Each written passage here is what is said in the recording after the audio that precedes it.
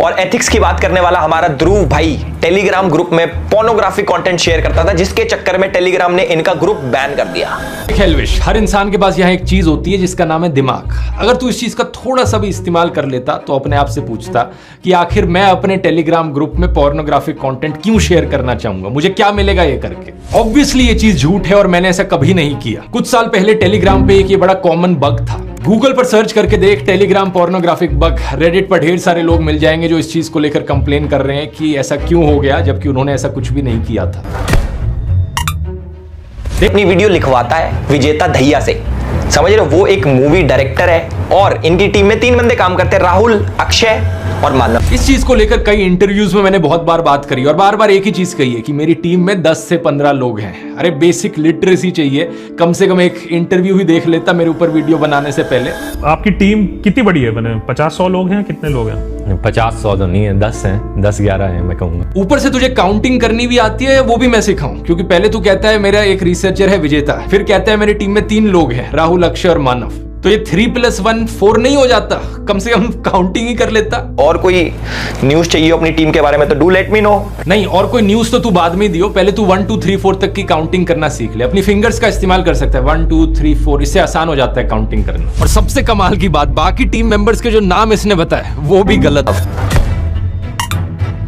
इसको crypto currency का सी भी नहीं पता, उसके बावजूद ये लोगों के पैसे एक स्कैम क्रिप्टो में लगवा देता। चलिए इसका भी पूरा मामला क्लियर कर देते हैं। ये 3 साल पुरानी बात है, अक्टूबर 2021 की, जब मुझे इस कंपनी से ईमेल आई प्रमोशन के लिए। यहां स्क्रीन पर आप देख सकते हैं मैंने इस ईमेल का क्या रिप्लाई दिया।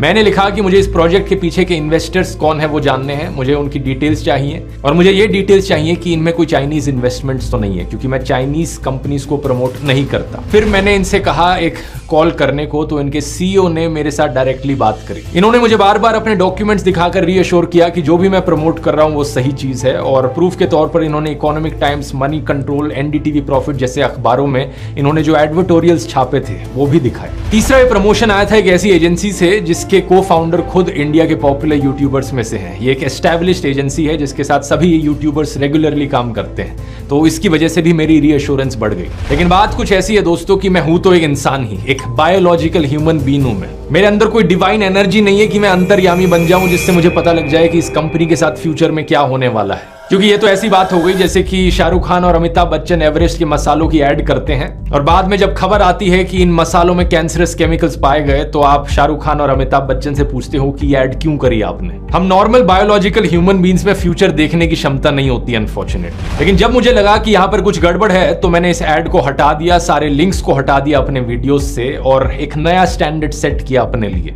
इसके बाद से मैंने अपने आप से कहा कि मैं आज के बाद से किसी भी क्रिप्टो करेंसी कंपनी की प्रमोशन नहीं करूंगा, और तब से लेकर आज तक कभी भी नहीं करी। 3 साल हो गए इस बात को।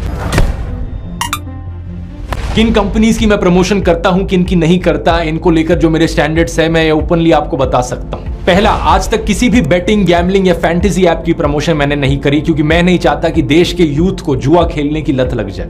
इन बेटिंग एप्स में करोड़ों युवाओं का पैसा और समय बर्बाद होता है, लेकिन उससे भी बड़ा नुकसान है उनके मेंटल फ्रेम का डिस्टर्ब हो जाता है। दूसरा, कभी भी किसी गुटखा, पान मसाला, सिगरेट की प्रमोशन नहीं करी। तीसरा, किसी भी चाइनीज कंपनी की प्रमोशन नहीं करी। चौथा, किसी भी fast food, soft drink company की प्रमोशन नहीं करी जिससे हेल्थ पर हानिकारक इंपैक्ट पड़ता हो लोगों की। मैं जानता हूं कि करोड़ों लोग मुझे फॉलो करते हैं और किसी भी सेंस में, किसी भी एस्पेक्ट में इन करोड़ों में से किसी एक इंसान पर भी मैं बुरा असर नहीं डालना चाहता। मैं चाहता हूं कि और इन्फ्लुएंसर्स, एक्टर्स और यूट्यूबर्स मेरे से प्रभावित होकर यही सेम स्टैंडर्ड सेट करें ताकि समाज पर एक पॉजिटिव इंपैक्ट पड़ सके। और एल्विश जैसे लोग बिल्कुल दूसरे एक्सट्रीम में हैं जो पैसे का लालच दिखाकर कुछ भी बकवास प्रमोट कर दें। डीडब्ल्यू और ध्रुव राठी का एक कोलैब आता है, जिसको डीडब्ल्यू के बारे में नहीं पता तो डीडब्ल्यू के ऊपर एक वीडियो अपलोड होती है, एक डॉक्यूमेंट्री अपलोड होती है, जिसके अंदर वो दिखाते हैं कि कैसे इंडिया के अंदर हिंदूज मुस्लिम्स को अटैक करते हैं। और जैसे सारी न्यूज पोर्टल्स करते हैं, एक साइड की स्टोरी दिखाते हैं, तो हमारे डीडब्ल्यू ने भी एक साइड की दिखाई। अगर दूसरी साइड देखेगा नहीं तो दिखेगी भी नहीं ना। इसने एक वीडियो का थंबनेल लगाकर ये दिखा दिया कि ये तो सिर्फ मोदी के खिलाफ वीडियोस बनाते हैं। ऐसी 2 थंबनेल लगाकर मैं भी कह सकता हूं ये देखो डीडब्ल्यू ने तो सिर्फ मोदी के फेवर में ही वीडियोस बनाए हैं। इसके अंदर एक जर्नलिस्ट है इरफान मेहरा कि डीडब्ल्यू के लिए काम करता है। एक बार फिर से अनपढ़ एल्विश को नाम पढ़ना नहीं आया। इनका नाम इरफान मेहरा नहीं, इरफान महराज है। एक जे आता है एंड में। पूरे वीडियो में ये मेहरा मेहरा मेहरा करते रहता है। बराबर ही तो है, सब बराबर है। बराबर ही तो नहीं है एल्विश, सब बराबर नहीं होता। सकता। ये पता है किस किस के लिए काम करता है? ये काम करता है DW के लिए, TRT के लिए, द अरब के लिए। पूरी दुनिया में द अरब नाम का कोई मीडिया हाउस एग्जिस्ट नहीं करता। शायद से द न्यू अरब बोलना चाह रहा था यहां पर, लेकिन कोई नहीं। जब आदमी इतना अनपढ़ होता है तो गलती हर सेंटेंस में होती है। इंडिया के खिलाफ कंडा फैलाने के लिए टर्किश इंटेलिजेंस एजेंसी और पाकिस्तान इंटेलिजेंस एजेंसी ISI ने साथ मिलकर TRT स्टार्ट किया है। हाय राम, एक बार फिर से ये अनपढ़ एल्विश पढ़ नहीं पाया। मुझे तो डाउट होता है कि इसने स्कूल से पास आउट भी किया या नहीं किया, क्योंकि इसके आर्टिकल में कहीं नहीं लिखा जो इसने पीछे दिखा रखा है कि ISI ने साथ में मिलकर टर्की के TRT वर्ल्ड शुरू किया है। आर्टिकल में लिखा है टर्की इंटेलिजेंस एजेंसी और ISI साथ में मिलकर एक प्रोपेगेंडा टीम शुरू कर रहे हैं TRT वर्ल्ड के थ्रू। ये नहीं कि TRT वर्ल्ड ही शुरू कर रहे हैं। अब वो अलग बात है दोस्तों कि आर्टिकल भी फर्जी है, क्योंकि ये फर्जी न्यूज वेबसाइट ने लिखा है, इन्हीं की गोदी वेबसाइट ने। लेकिन उसकी बात किसी और वीडियो में करेंगे, नहीं तो बहुत लंबा खिंच जाएगा। एंटी इंडिया लिखो, प्रोपोगेंडा फैलाओ। प्रोपोगेंडा नहीं एल्विश, प्रोपेगेंडा होता है नहीं? हाँ।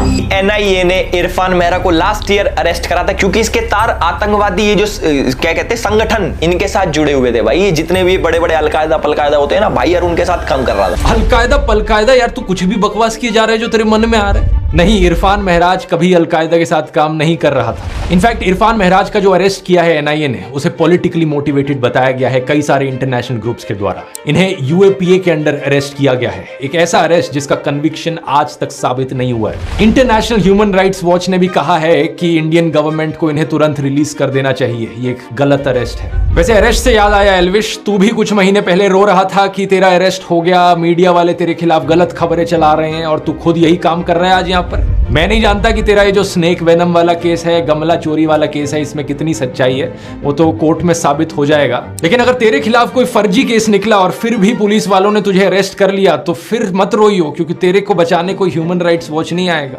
गोदी मीडिया भी तेरे फेवर में खबरें नहीं चलाता है। वैसे मीडिया किसी की सगी नहीं है भाई। इसलिए कहावत सुनिए ना, जिनके घर शीशों के होते हैं वो दूसरों पर पत्थर ना फेंका करे। प्रॉब्लम यह है कि तू दूसरों का दर्द नहीं समझ सकता, तुझे बस दूसरों को रोस्ट करना, एंटी नेशनल घोषित करना आता है। और जब यही चीज तेरे साथ होने लग जाए तो तू रोना शुरू कर देता है। कमाल की बात यह है दोस्तों कि ये इस सबसे मेरा क्या कनेक्शन जोड़ने की कोशिश कर रहा था। ये कहता है कि इरफान महराज DW के लिए आर्टिकल्स लिखता था और मैं DW के लिए ट्रैवल वीडियोस बनाता हूं। ये है हमारा कनेक्शन। बताओ क्या लॉजिक है ये?